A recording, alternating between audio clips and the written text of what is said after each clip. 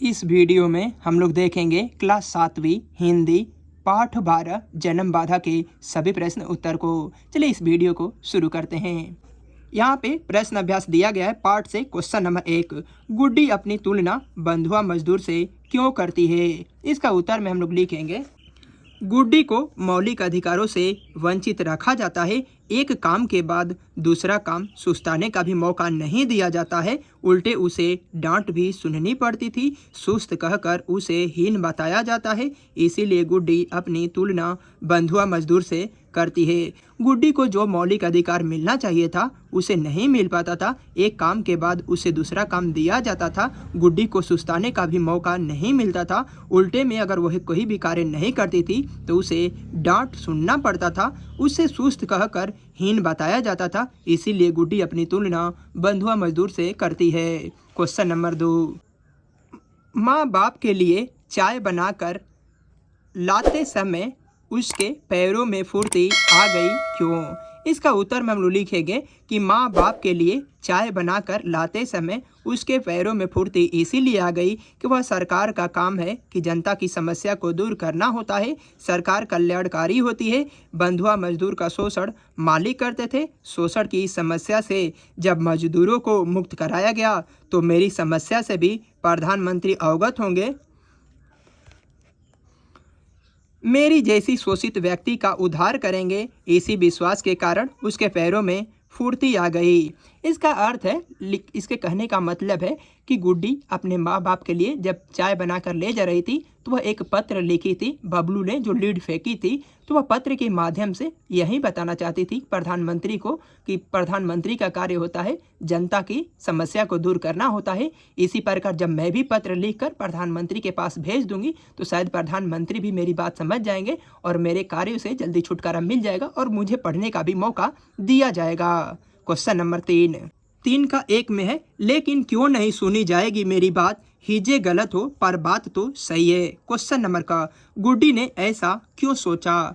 इसका उत्तर में हम लिखेंगे, ऐसा गुड्डी ने इसीलिए सोचा कि उसकी चिट्ठी में उसका ज़्यादा दर्द प्रकट होगा तो हिज्जे की गलती छिप जाएगी। लेकिन उसने तो लिखा ही है कि वह 1 महीने ही स्कूल जा पाई, फिर सही हिज्जे कैसे लिख सकती है? गुड्डी ने ऐसा इसीलिए सोचा क्योंकि वह 1 ही महीने स्कूल गई थी और इतने दर्द उसके पास है और हिज्जे उसके जो राइटिंग लिखी थी, अक्षर लिखी थी, उस कुछ गलती हो गई थी उसमें। तो वह सोच रही थी शायद कि प्रधानमंत्री शायद पढ़े लिखे आदमी है, वह समझ जाएंगे, इसीलिए वह अपने बारे में ऐसा सोच रही थी। क्वेश्चन नंबर 6, यह वाक्य गुड्डी के किन विशेषताओं को दर्शाता है? इसका उत्तर में हम लिखेंगे इस वाक्य से जाहिर होता है कि गुड्डी स्वाभिमान एवं शोषण की विरोधी है, लिंग भेदभाव को सामाजिक बुराई मानती है, वह अपने अधिकार की प्राप्ति के लिए प्रधानमंत्री को पत्र लिखती है।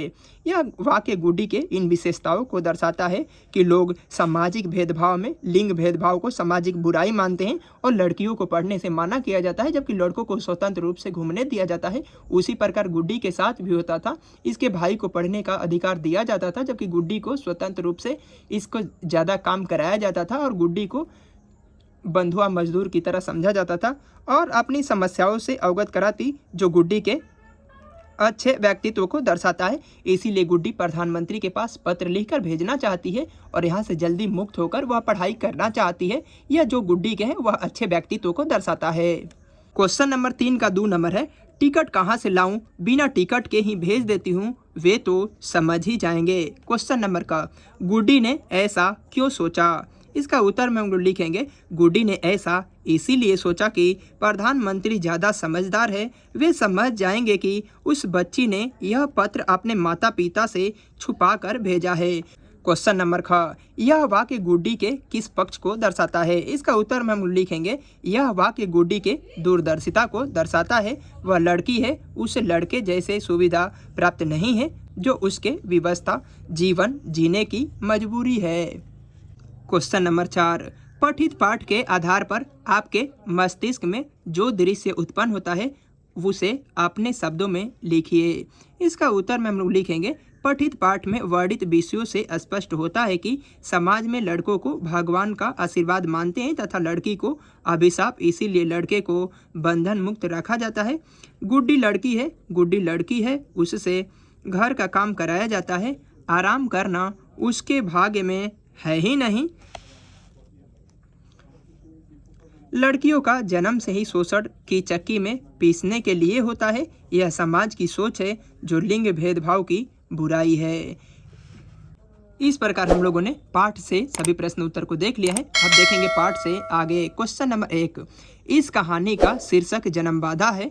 आपकी दृष्टि में ऐसा शीर्षक क्यों दिया गया है? इसका उत्तर में हम लोग लिखेंगे कि बेटी को जन्म से ही बाधा का सामना करना पड़ता है। कुछ लोग बेटी को पढ़ाना लिखाना नहीं चाहते हैं। घर की बेटियों को बचपन से ही गृह कार्यों से जोड़ दिया जाता है। बेटियों को माँ की हर एक कार्यों में मदद करनी पड़ती है, अर्थात बेटी को जन्म लेते ही अनेक प्रकार की बाधाओं का सामना करना पड़ता है, अतः जन्म बाधा शीर्षक उचित है। क्वेश्चन नंबर 2, किन किन बातों से पता चलता है कि गुड्डी अपनी मुक्ति के लिए दृढ़ संकल्प थी? इसका उत्तर में हम लिखेंगे गुड्डी अपनी मुक्ति के लिए दृढ़ संकल्प थी। इसका पता इन बातों से चलता है कि बबलू द्वारा फेंकी गई लीड की शिकायत पापा से नहीं करती है। पापा के झोले से लिफाफा एवं कागज निकाल लेती है। पत्र लिखने के लिए मौके की तलाश में रहती है। माँ और छोटकी के सोते ही पत्र लिखना प्रारंभ कर देती है और पत्र लिखकर प्रधानमंत्री के पास पहुंचा देती है। इससे यह स्पष्ट होता है कि मुक्ति के लिए दृढ़ संकल्प थी। क्वेश्चन नंबर 3, अपनी मुक्ति के लिए गुड्डी प्रधानमंत्री को पत्र लिखती है। इससे इसके माता पिता परेशानी में पड़ सकते थे। गुड्डी के इस व्यवहार पर तर्क सहित विचार कीजिए। उत्तर में हम लोग लिखेंगे गुड्डी प्रधानमंत्री को जिस प्रकार की चिट्ठी लिखती है, निश्चित रूप से माता पिता परेशानी में पड़ सकते थे। छोटे बच्चों को स्कूल न भेजकर उनसे काम कराना कानूनन अपराध है, लेकिन गुड्डी की इस बात से अनजान है। उसे तो अपनी मुक्ति प्यारी है और उसे पढ़ने की इच्छा बलवती है। इन बातों के अलावा उसे किसी बात की फिक्र नहीं है। इस प्रकार हम गुड्डी को किसी प्रकार की दोषी नहीं मानते हैं, क्योंकि उसे ज़्यादा जानकारी है नहीं। इस प्रकार इस वीडियो में हम लोग सभी प्रश्न उत्तर को देख लिए हैं। पाठ 12 समाप्त होता है। मिलते हैं नेक्स्ट वीडियो में।